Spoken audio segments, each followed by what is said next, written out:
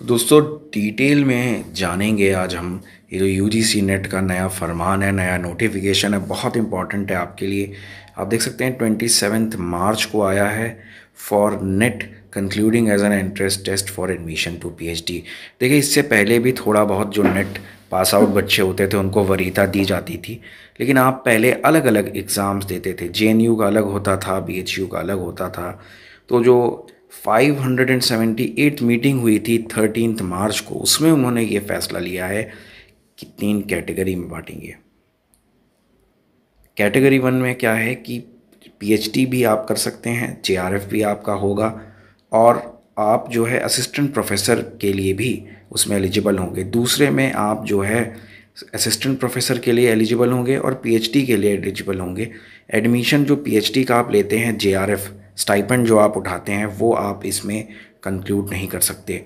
और थर्ड में ना ही आप जेआरएफ होंगे और ना ही आप जो है हमारे असिस्टेंट प्रोफेसर बनेंगे, सिर्फ आप पीएचडी के लिए अप्लाई कर सकते। तो 3 बातों को समझिए।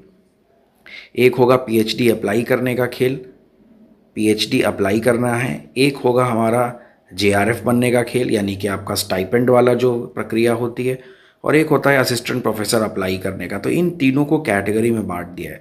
अगर आपको याद हो तो पहले भी जब हम अप्लाई करते थे तो हमसे जो एनटीए का पोर्टल है वो पूछता था कि सिर्फ असिस्टेंट प्रोफेसर के लिए या असिस्टेंट प्रोफेसर एंड जेआरएफ के लिए। उसी में छोटा सा एक चेंज किया है, बट पीएचडी के लिए ये अब बहुत ज़्यादा इम्पॉर्टेंट हो गया है।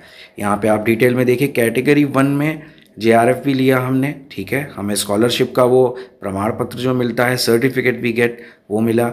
उसके बाद असिस्टेंट प्रोफेसर के लिए भी, पीएचडी के लिए भी वही चीज़ है। कैटेगरी 2 में अब जेआरएफ नहीं होगा।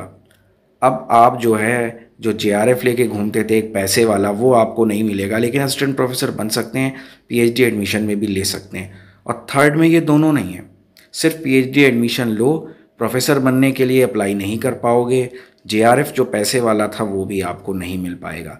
तो ज़्यादातर बच्चे क्या करते थे कि जो पहले भी था ऑल में क्लिक कर देते थे, जो होता था उसका फ़ायदा उठाते थे। तो अब भी यही होगा, लेकिन स्पेसिफिकली अगर कुछ लोग चाहते हैं कि हमें सिर्फ पीएचडी में एडमिशन लेना है भाई, जेआरएफ वगैरह नहीं चाहिए, तो उनके लिए फ़ायदा होगा।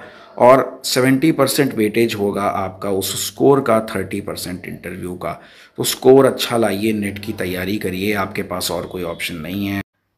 दोस्तों जहाँ तक बात रही कि इसका फ़ायदा क्या है, तो अब आप अपनी कैटेगरी सेलेक्ट करके उस हिसाब से मेहनत करके उस ऑब्जेक्टिव को, पर्टिकुलर ऑब्जेक्टिव को, चाहे पीएचडी में एडमिशन लेना हो, चाहे असिस्टेंट प्रोफेसर बनना हो, उसको एकम्प्लिश कर सकते हैं।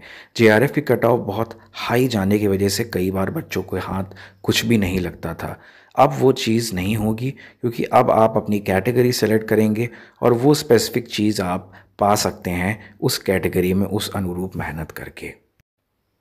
जल्दी से सब्सक्राइब करिए यूजीसी नेट की प्रिपरेशन के लिए।